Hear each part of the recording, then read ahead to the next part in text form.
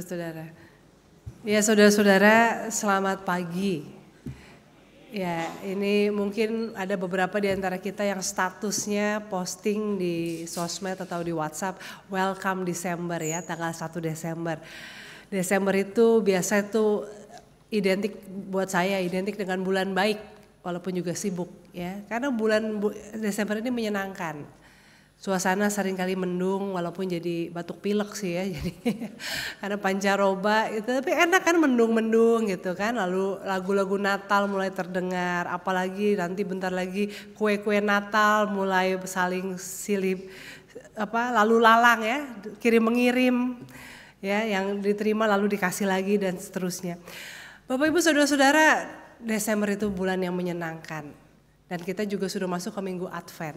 Tapi kenapa ini bacaan hari ini kok malah yang serem begitu ya. Tadi juga kata pembukanya itu bersaut-sautan antara Ray dan Ibu Nora gitu ya. Susah cari kerja, anak-anak susah biaya sekolah, vitaminnya mahal dan sebagainya. Ini kenapa kita memasuki minggu Advent ini dengan cerita-cerita yang seram.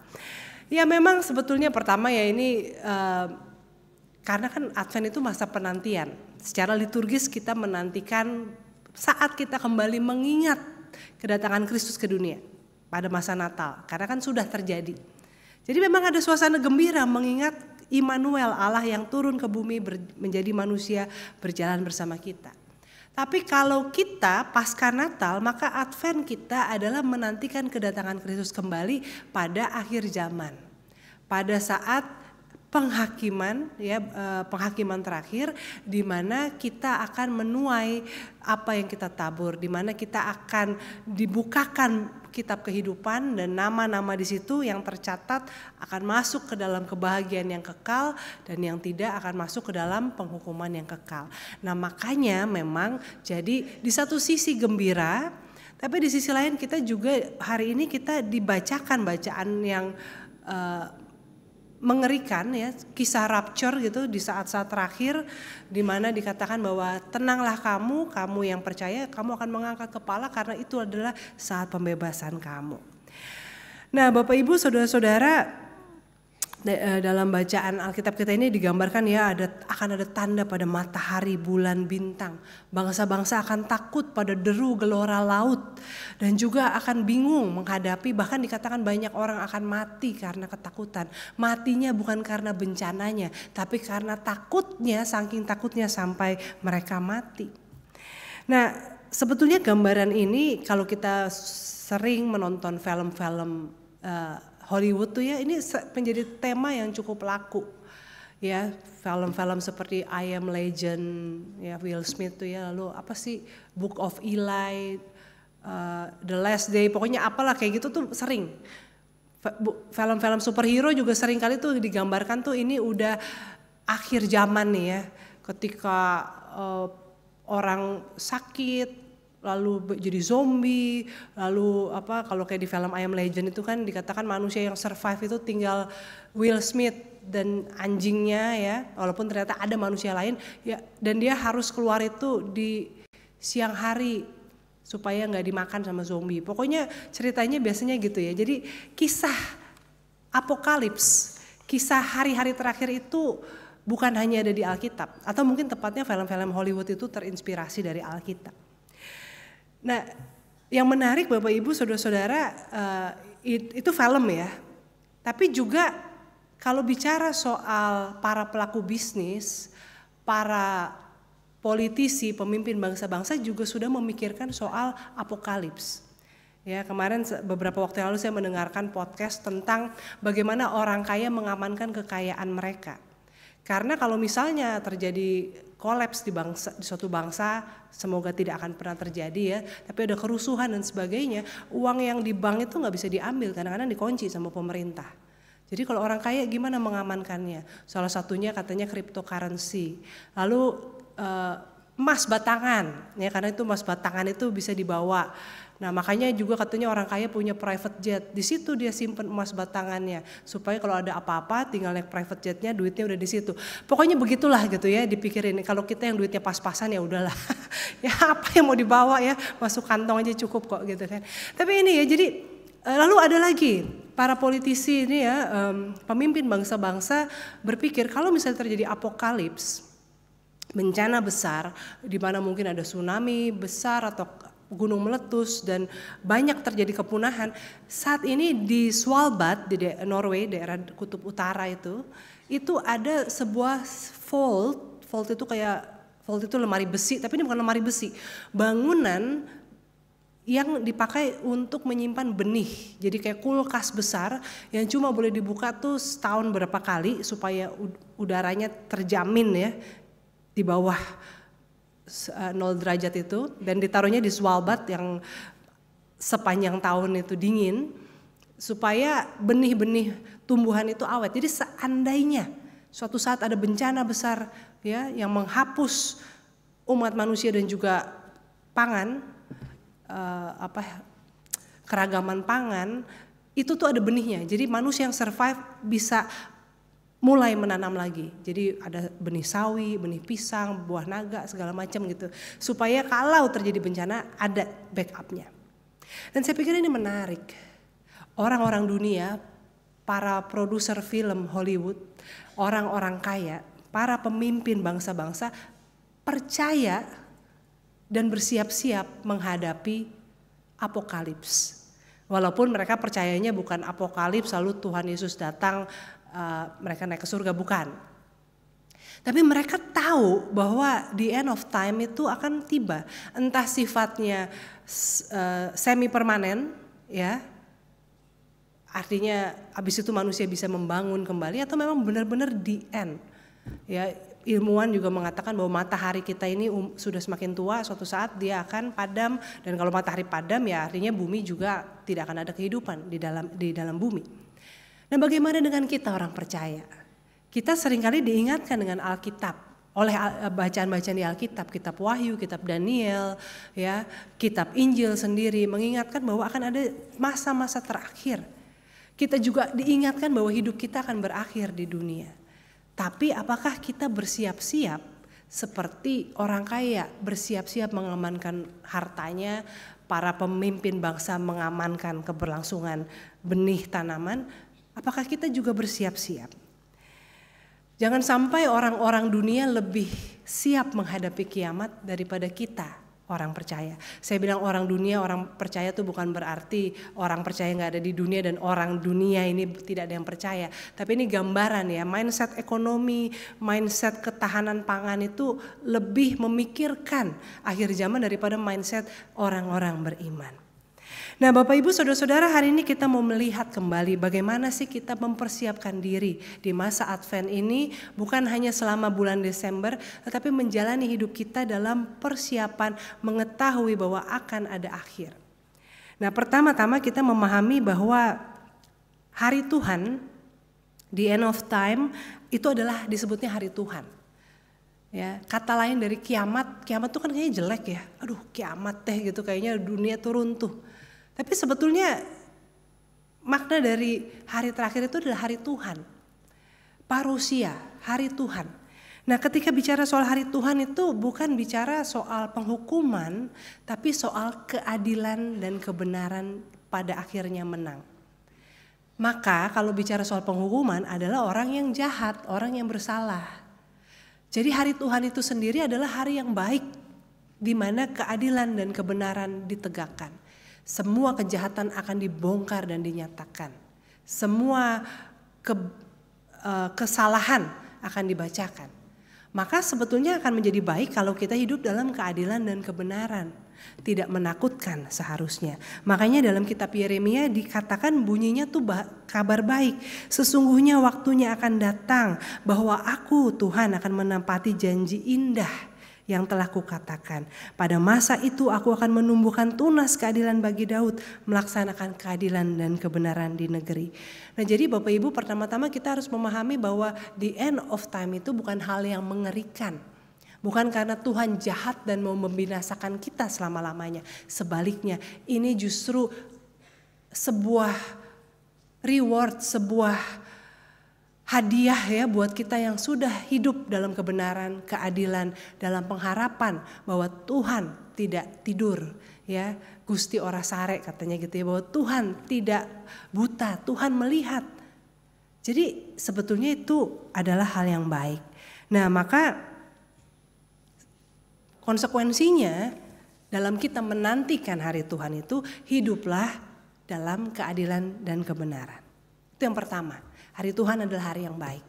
Jangan berpikir hari Tuhan itu mengerikan. Kalau kita berpikir begitu, itu bukan mindset orang beriman. Mindset anak Tuhan, mindset orang yang beriman, yang hidup di jalan Tuhan, hari Tuhan adalah hari yang baik. Sama seperti kita juga bilang, kematian di dalam Kristus adalah suatu kemenangan, ya, bukan kegagalan, bukan kehilangan. Karena apa? Karena kita sudah hidup di dalam Tuhan. Itu yang pertama. Yang kedua, kalau tadi saya gambarkan ada orang-orang yang mengamankan benih, ya. Ada juga banyak misalnya orang yang mengamankan pengetahuan, arsip-arsip sejarah. Itu saya pernah ikut ambil bagian dalam proses mendigitalisasi arsip-arsip sejarah gereja di Dewan Gereja Dunia. Jadi semua itu upaya manusia kan, supaya kalau misalnya ntar ada bencana, ada kebakaran, ada banjir, ada versi digital yang disimpannya di cloud, di awan gitu ya, awan digital, sehingga itu bisa diakses kembali kalaupun suatu saat semua yang secara fisik ada ini akan hilang. Nah, kita sebagai orang beriman, apa yang kita simpan, apa yang kita digitalisasi, apa yang kita simpan di cloud sehingga selalu bisa kita akses. Di sini dikatakan Lukas pasal 21 ayatnya yang ke-33, langit dan bumi akan berlalu, tetapi perkataanku tidak akan berlalu. Sebetulnya Tuhan udah dari awal, sebelum manusia punya cara, daya, upaya untuk menyimpan hal-hal yang mereka anggap penting, Tuhan udah bilang langit dan bumi akan berlalu, tetapi firman Tuhan tidak akan berlalu. Bapak Ibu, saya pernah bertemu, ini kurang lebih kayaknya mungkin udah 20 tahun yang lalu ya. Jadi dalam 20 tahun ini teknologi memang cepat sekali berganti. Kurang lebih 20 tahun yang lalu saya bertemu dengan seorang pemuda yang matanya buta, tapi tidak dari lahir. Jadi penglihatannya itu pelan-pelan berkurang dan kata dokter dia memang suatu saat tidak akan bisa melihat. Tapi yang luar biasa saat itu dia itu sudah merekam Alkitab pakai kaset zaman dulu ya. Jadi 20 tahun yang lalu tuh rasanya baru sebentar tapi lama juga ya ternyata ya. Masih pakai kaset, jadi dia rekam dari kitab Kejadian sampai Wahyu. Kalau zaman sekarang ngapain, udah ada versi digital ya kan. Tapi saat itu belum ada. Jadi dia sudah tahu bahwa dia akan penglihatannya, artinya kan ada banyak hal yang dia tidak bisa lakukan. Tapi yang dia amankan supaya dia yakin dia bisa tetap akses adalah Alkitab. Jadi dia rekam kitab Kejadian sampai Wahyu di kaset, disusun teratur gitu. Sehingga dia masih bisa membaca Alkitab walaupun tidak lagi bisa melihat. Dan saya kagum ya, luar biasa. Dia tahu apa yang penting. Nah Bapak Ibu saudara-saudara, mungkin inilah gambarannya, langit dan bumi akan berlalu tetapi perkataanku akan tetap. Bisakah kita menaruh firman Tuhan dalam hati kita? Kita menabung dari sekarang. Bukan karena takut suatu saat nanti kita tidak bisa baca karena rabun atau tidak bisa ke gereja karena kondisi fisik atau mungkin karena masalah keamanan. Tapi karena kita meyakini bahwa itu yang penting ya. Ya kan, orang kaya mengamankan ya duitnya karena itu yang penting buat dia.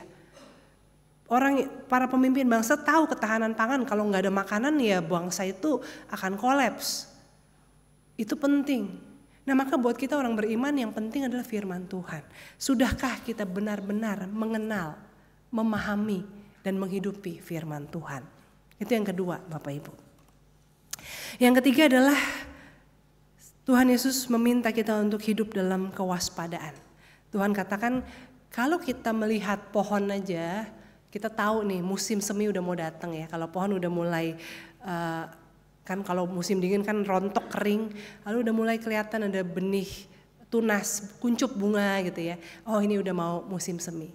Ya memang kalau kita di negara tropikal gini memang musimnya sama ya kurang lebih ya, jadi mungkin kurang aware, tapi kita bisa mulai tahu nih ya, oh ini udah mulai sering musim hujan gitu kan, atau petani itu juga tahu kapan musim menanam, kapan musim panen.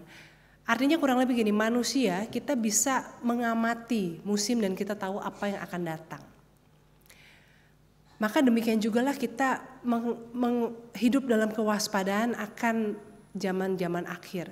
Sekali lagi bukan berarti kita sibuk membaca tanda, ya meramal, wah ini kapan nih tahun 2024 tuh itu angkanya 2024 tuh berapa tuh gitu ya.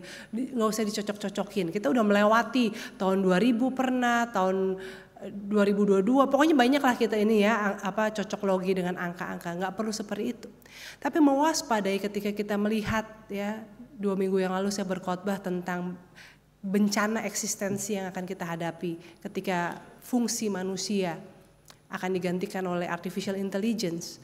Nah ini kan artinya kita sudah mewaspadai gitu ya, sehingga kita bisa melihat bagaimana kita hidup. Hidup kita sudah all out belum? Hidup kita sudah maksimal belum? Ya, jangan sampai waktunya sudah habis tapi kita belum ngapa-ngapain dalam hidup kita. Itu yang ketiga, hidup dalam kewaspadaan sehingga kita mengisi hari-hari kita dengan hal-hal yang baik. Dan yang keempat adalah menjaga diri sendiri. Janganlah kamu hidup, dikatakan jagalah dirimu supaya hatimu jangan dibebani oleh pesta pora, kemabukan dan kekhawatiran hidup. Supaya hari itu jangan tiba-tiba jatuh atas dirimu seperti jerat. Bapak Ibu saudara-saudara, dalam bahasa Inggris dikatakan jagalah dirimu tuh supaya tidak drowsy. Drowsy itu kalau orang minum obat, ini orang minum obat batuk, obat pilek gitu ya, obat flu itu biasa kan ada obat tidurnya ya. Jadi kemudian tuh kalau pernah ngalamin tuh teler, drowsy, itu drowsy tuh kayak gitu. Ya atau mungkin kalau yang pernah minum sampai setengah-setengah tipsi, kurang lebih begitulah keadaannya. Jangan hidup seperti orang yang mabuk. Jangan hidup seperti orang yang gak sepenuhnya sadar akan apa yang terjadi dalam hidupnya, akan apa yang dia katakan, akan apa yang dia lakukan. Be sober. Dan seringkali di sini apa sih yang yang menjadikan kita itu drowsy begitu ya, seperti orang yang teler begitu. Itu di sini menarik katanya, jangan membebani hatimu. Jadi kemabukan pesta pora itu malah membebani hati. Ya, Tuhan Yesus katakan supaya hatimu jangan dibebani oleh pesta pora. Loh, pesta pora kok membebani hati? Nah, di sini menarik bahwa seringkali pesta pora yang perlu kita waspadai itu bukan soal aktivitas makan-makannya. Tapi soal apa? Soal gengsinya, soal persaingan, soal masalah saya diundang atau enggak, saya dianggap atau enggak, pesta dia lebih mahal daripada pesta saya. Atau kurang lebih mungkin bukan soal pesta, mungkin mobil dia lebih mahal daripada mobil saya, tas dia lebih mahal daripada tas saya. Jadi ketika kita hidup dengan hati yang terbeban oleh berbagai persaingan, apa kata dunia. Ini persis seperti tadi dialog yang diperankan ya oleh Ray dan juga oleh Bu Nora ya. IPK bukan nasakom tapi kok gak dapet kerja gitu ya. Ini tetangga kan udah komentar terus nih kan. Kalau kerja sama orang tua dibilangnya ini privilege gitu ya. Cari kerja sendiri gak dapet. Beban banget hidup kita memikirkan apa kata orang, tapi seringkali itu yang terjadi. Kita tidak hidup dalam kewaspadaan, kita tidak hidup dalam sobriety, ya, kewarasan, keelingan, karena hati kita dibebani dengan hal-hal kekhawatiran dunia. Jadi bukan sekedar ketika kita bersenang-senang, ketika kita penuh dengan kekhawatiran pun kita tidak menjaga diri. Nah sebaliknya Tuhan katakan berjaga-jagalah senantiasa sambil berdoa supaya kamu mendapat kekuatan untuk luput dari semua itu. Tuhan tidak mengecilkan beban-beban kita. Tuhan tahu beban kita buat kita ya berat ya karena kita bukan Tuhan. Buat kita berat. Kalau anak sakit, kalau tidak ada biaya untuk sekolah, kalau ada masalah dalam rumah tangga itu beban berat. Tapi Tuhan bilang apa? Berdoalah. Jangan malah kita menjadi. Ini tadi lagi-lagi ini contoh ya kata pembuka tadi ya. Di sini kan dikatakan bahwa saya juga berdoa tapi masih ragu. Ya kayak percuma nih berdoa. Tapi Tuhan katakan justru tetaplah berdoa, berjaga-jagalah dalam doa supaya kamu punya kekuatan. Bapak Ibu saudara-saudara, ketika hari Tuhan itu tidak ada yang bisa kita jadikan pegangan untuk menyelamatkan kita. Uang kita nggak ada gunanya pada saat hari Tuhan. Koneksi kita, jabatan kita, pendidikan kita nggak ada gunanya. Tapi firman Tuhan yang tidak akan berlalu, yang kita pegang dan kita hidupi, Ya, doa-doa yang menjaga relasi kita dengan Tuhan, yang memberikan kita kekuatan untuk menjalani hidup hari ini, itulah yang menjadi pegangan kita. Maka biarlah di masa Advent ini, di masa penantian kita akan kedatangan Tuhan kembali, kita tidak kehilangan iman kita, tapi kita juga tidak perlu hidup dalam ketakutan, dalam bayang-bayang ketakutan, tapi berserah sepenuhnya. Mencari apa yang utama, yang tidak bisa lekang oleh apapun, yaitu firman Tuhan, kerajaan Allah dan kebenarannya, dan hiduplah untuk itu. Maka semuanya akan ditambahkan, akan disediakan bagi kita. Tuhan menyertai. Amin.